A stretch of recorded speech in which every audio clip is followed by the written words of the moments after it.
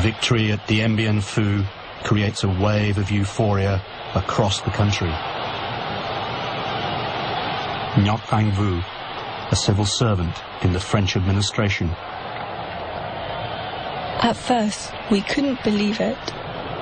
The Europeans, so big and strong, with all their tanks and aeroplanes, beaten by us. Humble little Vietnamese. Farmers, school teachers, factory workers. We were so proud.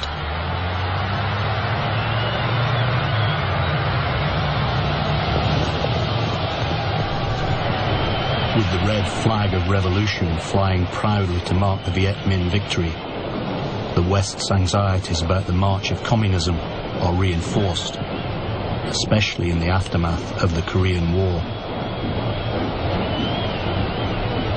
General Giap.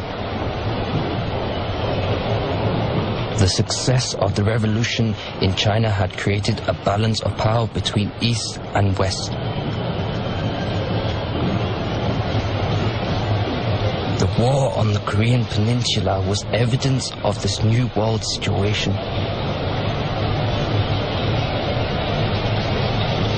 Until now, our war was still a battle between the peoples of Indochina and France. The United States was determined to replace France in Indochina, but the situation did not allow the US to jump directly into war.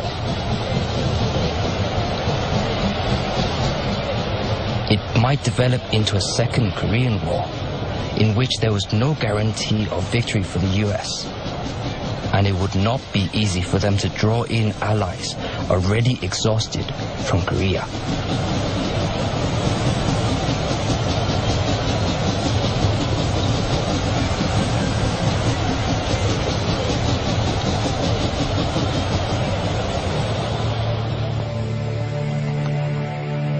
A compromise is reached at the Geneva Conference and signed on July 21st, 1954.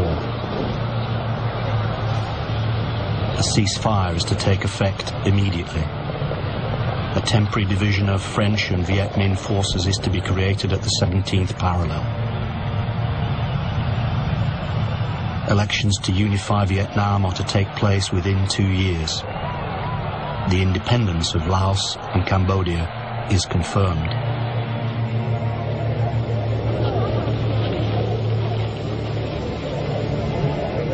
After decades of colonial rule, the French leave Indochina.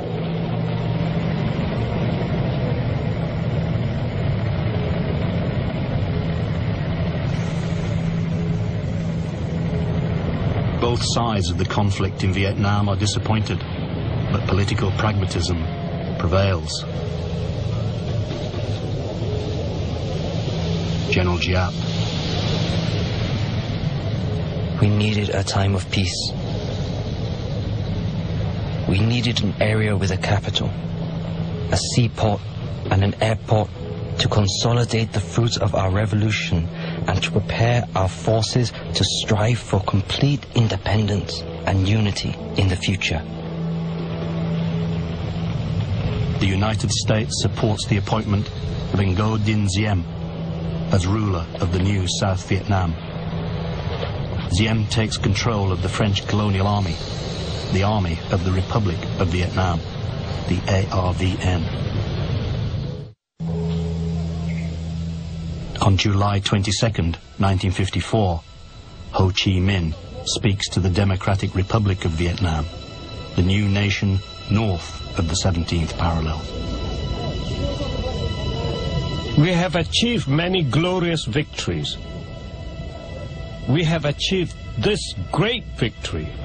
The French government has recognized the sovereignty of our nation and that their troops will leave our country.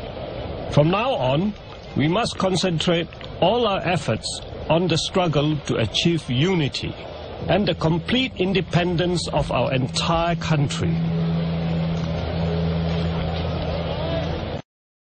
Ho Chi Minh's revolutionary government introduces draconian Stalinist economic reforms and applies communist principles ruthlessly.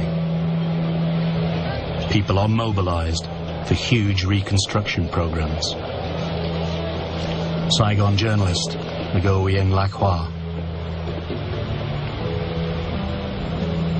Hundreds of thousands of people came south, especially anyone with land, money or status. Most of the Catholic population left as well. Uncle Ho was undoubtedly a nationalist hero, but his revolutionary government was totally ruthless. Anyone who opposed it was re-educated, which usually meant they were eliminated. An official announcement from the government of the Democratic Republic of Vietnam, Hanoi, December 1955.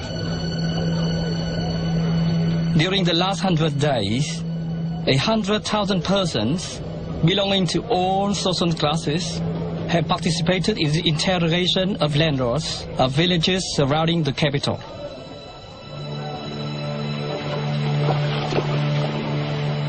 The South is also suffering widespread social upheaval and violence. Nguyen Lacroix. We had our own problems in the South. Violence from competing religions and organized crime. But Diem stamped it out. He got rid of Emperor Bao Dai and made himself head of state, and with the help of the Americans, imposed his regime on the South.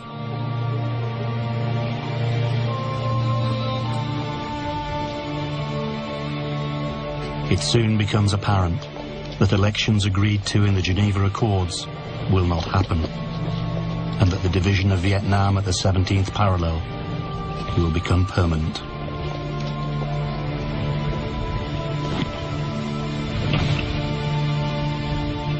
A bastion of communism, allied to the Soviet Union and China, stares across the divide from the north. In the south, a bulwark of the West, sponsored by the United States, glares back.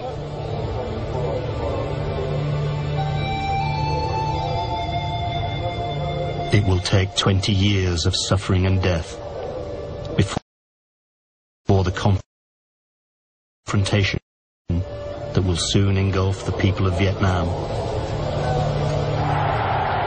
comes to an end.